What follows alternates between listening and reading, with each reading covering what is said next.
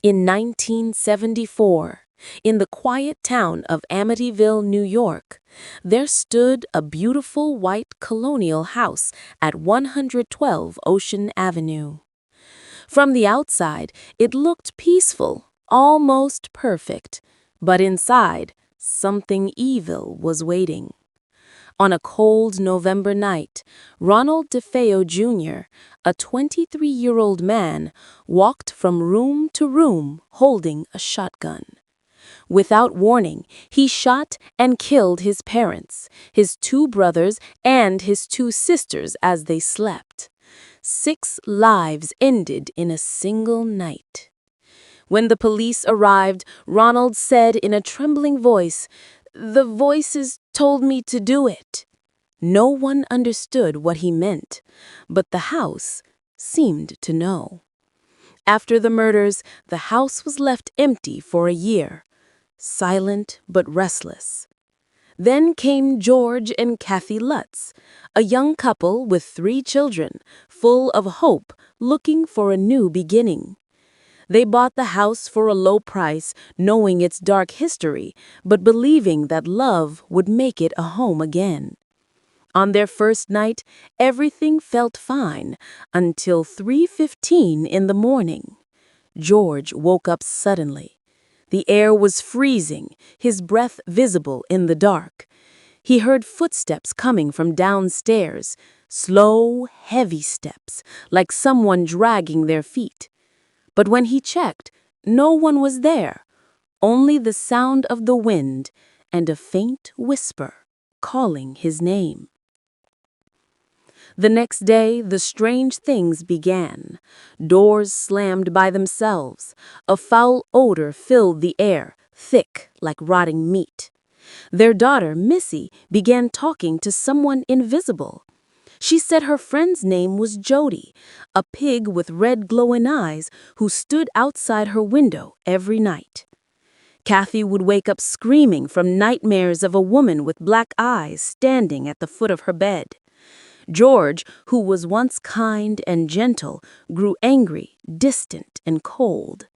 Every night, he woke up at 3:15 a.m., drawn to the basement, the same time and place the murders had happened. Tools went missing, walls dripped with a sticky red substance that looked like blood, and crucifixes on the walls began turning upside down by themselves. The house seemed alive, feeding on their fear. Days turned into weeks. George stopped going to work. He spent his nights chopping wood, sweating in the freezing air, whispering to himself. Kathy prayed, but the more she prayed, the stronger the presence became. The family called a priest to bless the home, but as soon as he entered, a voice growled from nowhere, "Get out." The priest ran, his face pale, and never came back. That night, the temperature dropped to near freezing. Missy laughed in her room, talking to Jody again. When Kathy entered, she saw 2 red eyes staring back at her from the darkness outside. She screamed her daughter and grabbed her daughter, but when George came running, the eyes vanished. Each night became worse. The walls groaned like something breathing beneath them. A shadow moved through the hallways, tall and slow, leaving cold air behind. George began hearing the same voices that DeFeo once heard.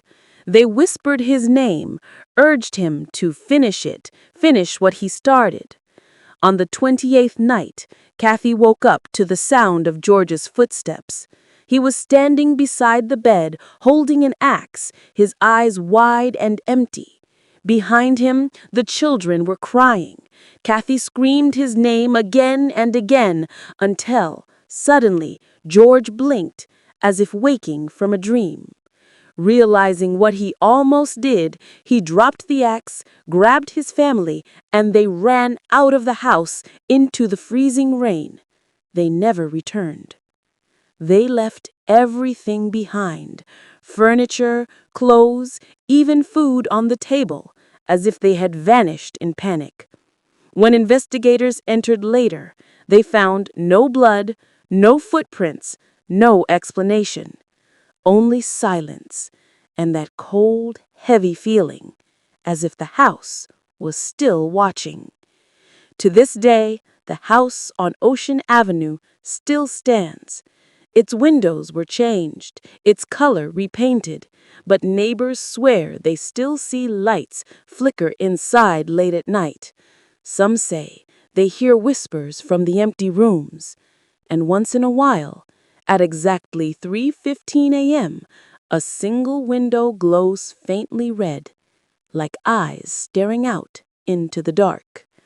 And if you walk past it on a quiet night, you might hear a voice whispering softly through the wind, "I'm still here,